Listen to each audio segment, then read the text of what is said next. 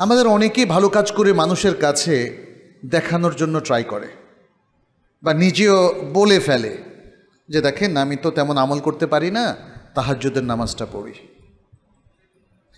কেউ কেউ দেখলাম যে বলার সময় কত টাকা জাকাত দিলেন, কত লাখ টাকা বা কোটি টাকা, সেটাও বলে ফেলেন। এটা কি বলাটা খুব জরুরি আপনাদের জন্য বলেন তো?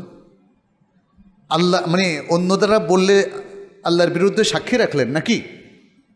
তাহলে যত গোপন রাখা যায়, আপনার ভালো আমলগুলোকে যত গোপন রাখা যায়, ততই এটা আপনার ইখলাসের প্রমাণ, এটা যে আল্লাহর জন্য করলেন সেটার প্রমাণ। আর যত প্রকাশ করবেন তত সেটা ইখলাস বিরোধী হবে, কারণ আপনার অজান্তে এটা আপনাকে রিয়ার দিকে ঠেলে দেবে, আর রিয়া মানুষের আমলকে বাতিল করে দেয়।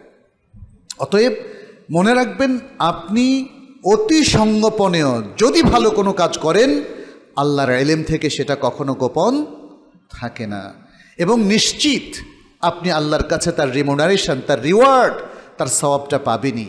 ফামান ইয়ামাল মিসকাল যাররাতিন খায়রান ইয়ারাহ ওয়া মান ইয়ামাল মিসকাল যাররাতিন শাররান ইয়ারাহ, যে বিন্দু অ্যাটম পরিমাণ যদি কোনো ভালো কাজ করে সে তা দেখতে পাবে, এবং যদি সে কোনো অ্যাটম পরিমাণ মন্দ কাজ করে তাহলেও সে দেখতে পারে। ওয়া তাযাওয়াদু, অতএব আল্লাহ বলছেন, আর তোমরা পাথেয় অর্জন করো, পাথেয় সংগ্রহ করো। ফাইন্না খায়রাজ যাদিত তাকওয়া। আপনি হয়তো বলবেন কি পাথেয় অর্জন করবেন? আল্লাহ এখানে বলে দিলেন পাথেয় অনেক আছে, উত্তম পাথেয় হচ্ছে তাকওয়া, উত্তম পাথেয় হচ্ছে তাকওয়া। অতএব আমাদের কি অর্জন করা উচিত? তাকওয়া অর্জন করা উচিত। হজের মাধ্যমে তাকওয়া, সিয়ামের মাধ্যমে তাকওয়া, সালাতের মাধ্যমে তাকওয়া, কোরবানির মাধ্যমে তাকওয়া, সাদাকার মাধ্যমে তাকওয়া, জাকাতের মাধ্যমে তাকওয়া, আল্লাহর নির্দেশ মানার মাধ্যমে তাকওয়া, রাসূলুল্লাহ সাল্লাল্লাহু আলাইহি ওয়াসাল্লামের ইতাআত করার মাধ্যমে তাকওয়া, সহিহ হাদিস অনুসরণের মাধ্যমে তাকওয়া। আমাদের ফোকাস হবে কি তাহলে? তাকওয়া। জীবনের যত ভালো কাজ আমরা করব, উদ্দেশ্য একটাই, যেন এটা আমার তাকওয়ার ভ্যালুকে আরও উচ্চকিত করে, তাকওয়ার লেভেলটাকে ডাউন না, আরও উপরে নিয়ে যায়। মনে রাখবেন, আপনার তাকওয়া যত বাড়বে আপনার পজিশন তত বাড়বে, আপনার তাকওয়া যত বাড়বে আপনি ততই আল্লাহর নৈকট্য অর্জন করতে পারবেন।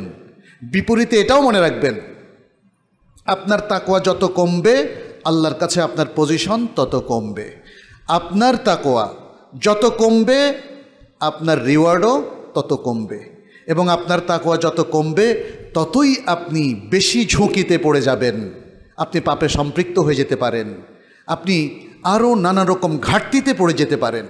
অতএব প্রত্যেক মুসলিমের ফোকাস হতে হবে যে তারা তাকওয়া অবলম্বন করবে, তাকওয়ার বাইরে তারা যাবে না, এবং তাদের প্রত্যেকটা আমালে সালেহের মূল ফোকাস, মূল লক্ষ্য, মূল উদ্দেশ্য হবে তাকওয়ার লেভেলটাকে বাড়ানো। এই জন্য আল্লাহ তাআলা দেখেন, মনে হচ্ছে আল কোরআনে সবচেয়ে বেশি যে ওয়াজটা করেছেন সেটা হচ্ছে তাকওয়া।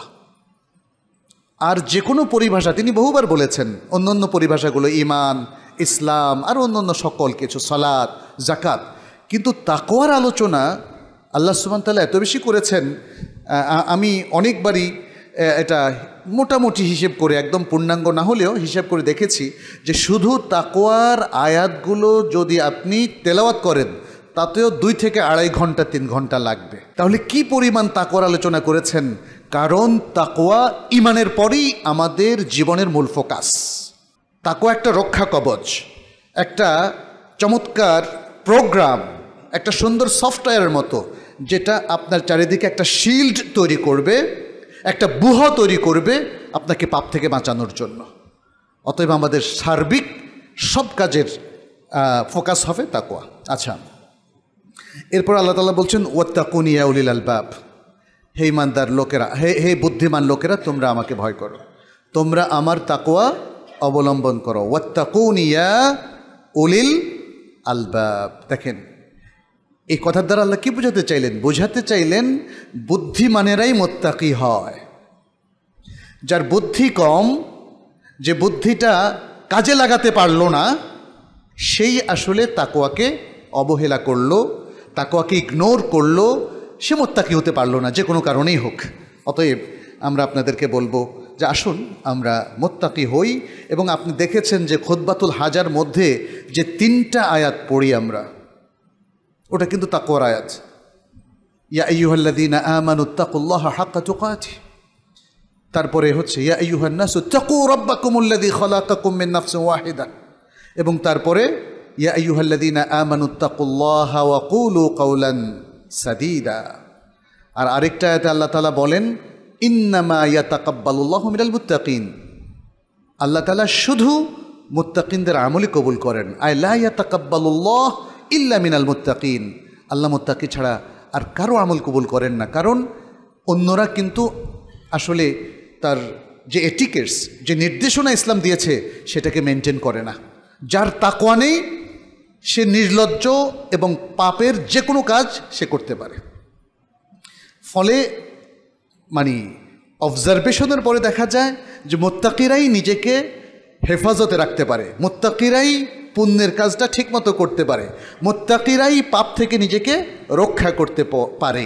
তাহলে মুত্তাকি তো আল্লাহর কাছে কবুলিয়াত পাবে, অন্যরা আসলে কবুলিয়াত পায় না।